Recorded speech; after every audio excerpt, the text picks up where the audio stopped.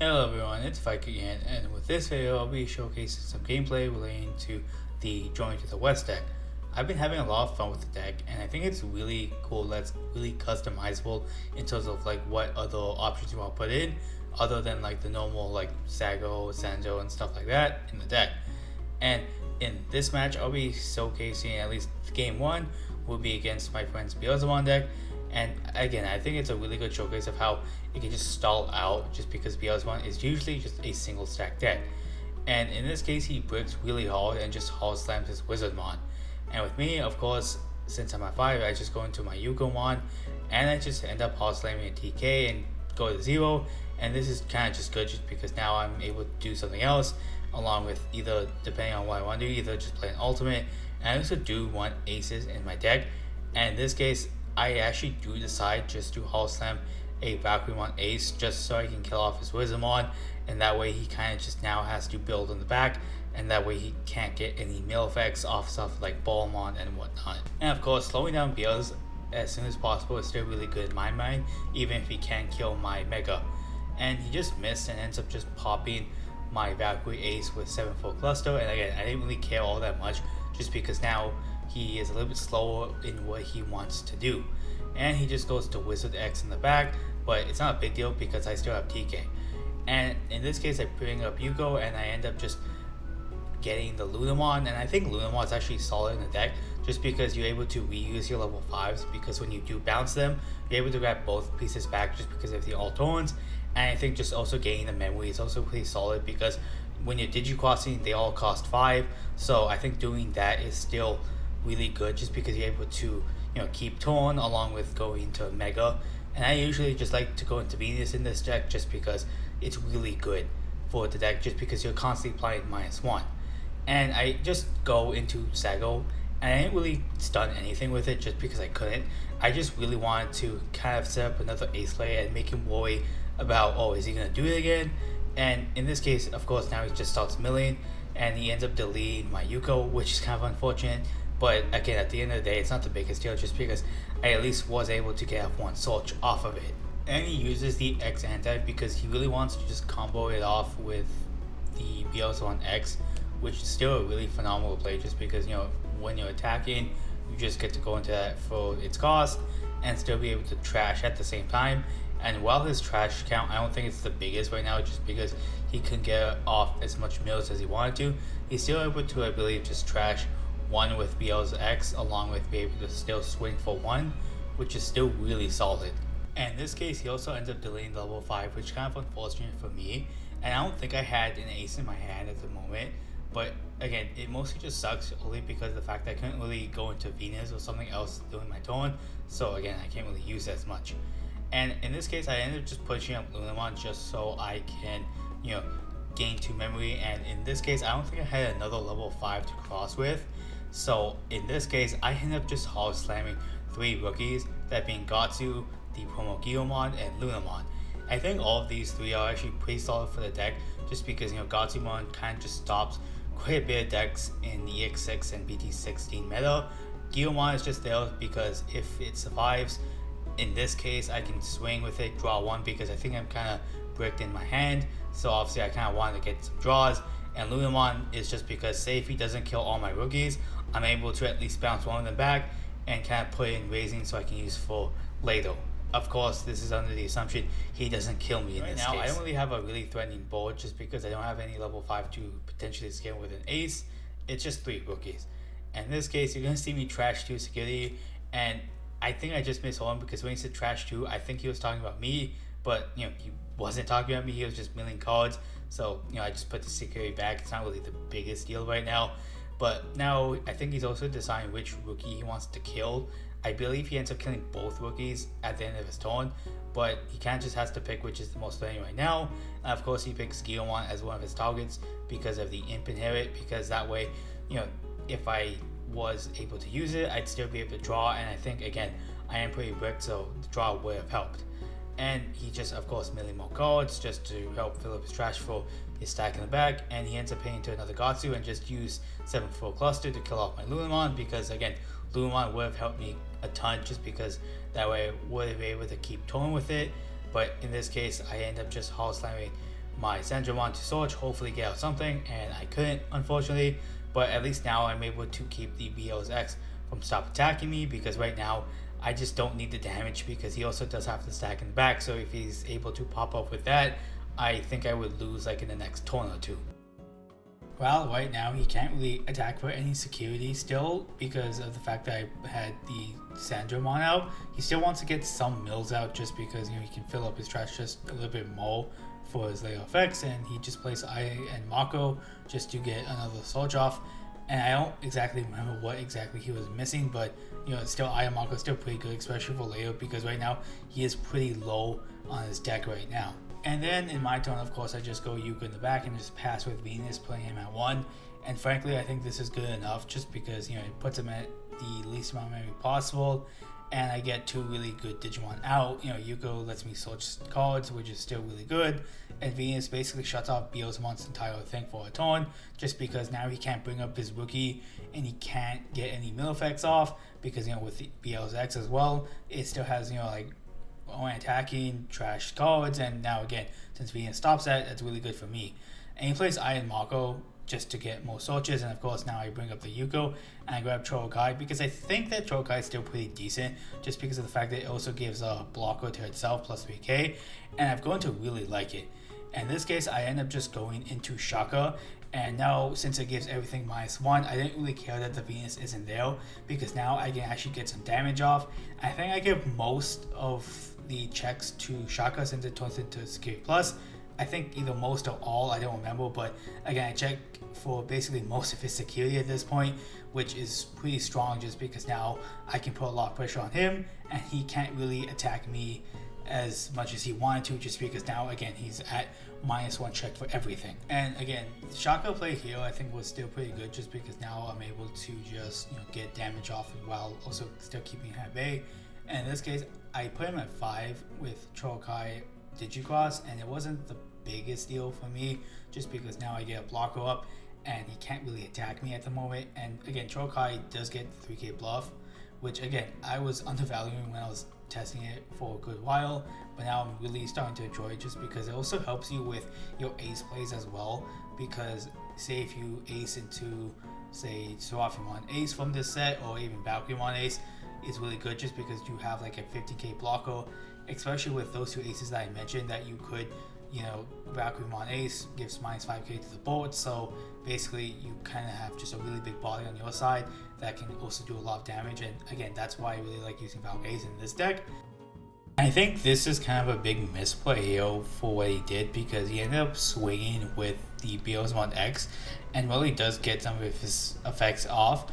I do have a Valkyrmon Ace in hand, which again kind of ruins his board, because not only does it give -5k to the stuff, he also kind of brings out an Itmon, which again kind of clears it, because nothing else has DP buffs in this case, especially the Beelzemon X stack, because I don't think it does at the current moment. And my Valkyrmon Ace would end up being 15k, again thanks to the Chorokaimon. And in this case, he ended up, you know, playing the BT6 Itmon to grab back a Demon Lord, and he ends up grabbing back a different Beelzemon X, and I think he wanted to use it just to trash the remaining security and probably delete something. I'm not exactly sure, but again, as I mentioned, that I end up just blasting into Valkyrmon Ace, which is very unfortunate for him, just because again it helps clear his board. And since I do have blocker, and while I didn't physically, like, you know, block with it, I just ended up talking with him, because, you know, I was like, yeah, it would make sense for me just to block, just to kill off his Beelzemon X while also clearing his board as well. And it kind of does suck, because there's not really much he could do right now. He ends up hard slamming the BT2 Itmon just to mill cards, I guess, because again there isn't really much he can do, because he has nothing in the back. And he ends up killing the Valkyrmon Ace with Deathslinger while it does pass him back to his turn. Again, there really isn't much at this point, just because again he has nothing to really use on board. And I think at this point he either passes or just hard slams something. It doesn't really change the outcome of the game, just because right now, you know, obviously he has nothing on board, so I can just, you know, when it comes to my turn, I just swing with Shaka once, and I can just hard slam something else, and you know, that's pretty much game, because he can't really do anything else right now. And it kind of does suck, because Beelzemon does kind of struggle with this sometimes, where I feel it either, you know, wins really fast with the fact they can mill out a bunch of cards, or it can kind of struggle against like just decks that can slightly disrupt it. And the next game is going to be against Shakamon, and you're going to see that while Shakamon well against something like Proxima, it kind of struggles a little bit against it, just because of the fact that its end of tone effect can kind of just delete Shaka really easily, and can go around stuff like Venusmon and just even Valkyrie Ace in some cases, since the DP is really large in their tone, so there's not really much I can do in some cases. And in this case, I'm going to go over some other cards you can use in my deck profile video to kind of like get around it. But again, Shaka is also another deck that kind of just needs alternate form of removal, because Shaka's end of opponent's zone is really strong, but at the same time, if they can just remove it really easily, you still can't get it off, and that's the biggest downside of it. And don't get me wrong, Shaka is still a really good card. It's just that, you know, the deck kind of needs alternate ways of removal to get rid of level 6s and higher, because while it can do that with its end of opponent's zone, if they again just remove it, can't really do much other than that. And in this case, I end up going first, and it's just, you know, the usual style of just hard evoing into Yugamon for its cost, you know, which is still kind of good sometimes, just because the one cost doesn't really matter, especially in decks like this, just because you choke them to one and you still get pieces later on, and there really isn't anything they can do about it. And of course, I promote, end up looking for some cards, and in this case, I grab my TK, and I think I end up just, you know, going to Lunamon and just hard slamming a TK, putting in 3, and this is still really good just because now I can bring up the Lunamon whenever, and even if I bring it up next turn, I can still bounce my Yuko just to, you know, get it again for later if I don't have a second one, which I still really like that play, just because not only do I get memory, I can keep tone with my Digicross if I do decide to do that.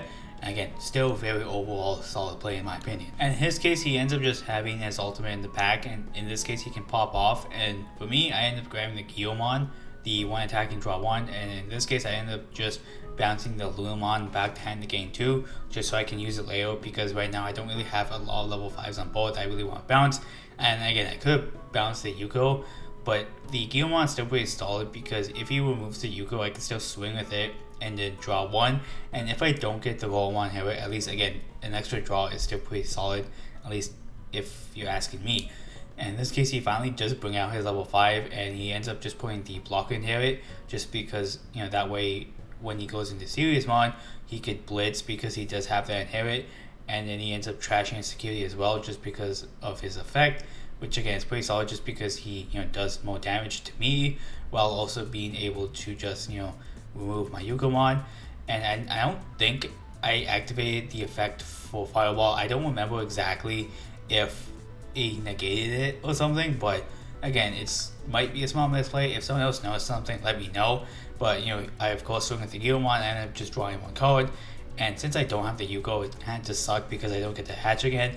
But, you know, right now it is what it is, and in this case I just hard slam the Shakamon to kind of stop him from suspending, and also give him -1. Also really like Sago just because it stops stuff from attacking, and if he had a wider board, it can kind of do multi-purpose, where not only can I stop one thing from attacking from not suspending, I can also stop a bigger stack from, you know, attacking with -1, or at least have them do less damage.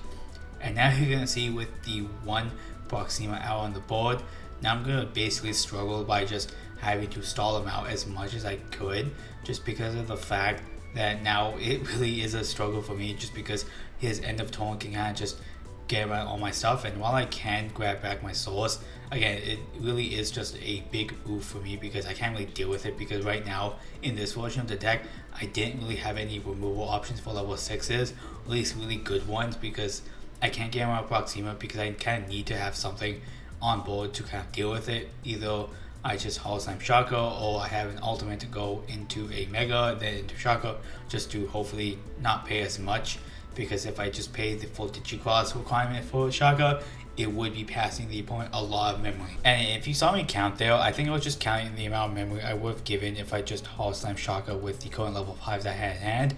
But I didn't end up doing that. I ended up just going into Trokai, you know, of course giving a blocker plus 3k. And I think in this case, I was kind of hoping he would swing with something, so that way I could probably either get a Valkyrie on Ace, and this version I was also running a little bit of Seraph Ace just for the recovery and whatnot. So again, I was just hoping he'd swing, and that way I'd be able to get something out of it. And I think right now Proxima is somewhere in the 17 to 15 range, because I think he has at least 1 DP inherent on it, and he does bring up his guy, which, you know, is pretty good just because that way he still gets other draw and can build a second stack while also putting stuff under hero. And in this case, he ends up going to his Glue's Gamma, of course giving it extra TP just in case if I actually do Valkyrie ace him. And in this case, he ends up swinging with it. I think it's at like, 8k I believe, just because he got the 2k buff from hero. And then Proxima is about, I think, again 17k because I think he had like 1 TP near it. So in this case, I end up Valkyrie on ace him. At this case, I'm like 15k just because of, again, the Chokai, and I give the board minus 5k. And right now I'm kind of just thinking of like what the DP thresholds he has at the current moment. And again, I don't exactly remember all of them, but again, I think Valkyrie would at least be able to delete the Glue's Gamma. I'm also asking for his on deletions just because of the fact that Gammamon can just stack so many of them, and since they're non-hits, I kind of just have to double check how much stuff he actually has with his champions and whatnot. And in this case, I end up blocking the hit because I think in my mind it was pretty good because he has 3 sources under his Glue's Gamma. He doesn't have retaliation, and I just don't want to do any other damage to me at the current moment. So doing this was pretty solid in my mind, just because now he kind of has to put more inherits later on, because now he just has, again, none with that one. And with the Valkyrie setup, I think he just doesn't want to swing just in case, because again, he is minus 5k, so if he hits something bigger than it, it just ends up dying. And he's just trying to figure out the best way to pass on, and also just double checking his sources right now, but he ends up just hard slamming the BT8 hero, which is still kind of good just because now anytime he attacks with any of his Gamma pieces, he's able to just get extra TP. So if I do Valkyrie one ace him a different time, at least he has a TP. And of course he loads up his Proxima with a different source, and in my case I end up just putting the Yuko and adding the Venus one so I can stop for later. And now I have basically no eggs left just because I ended up using them all with the Yukos and the Guillemon and whatnot.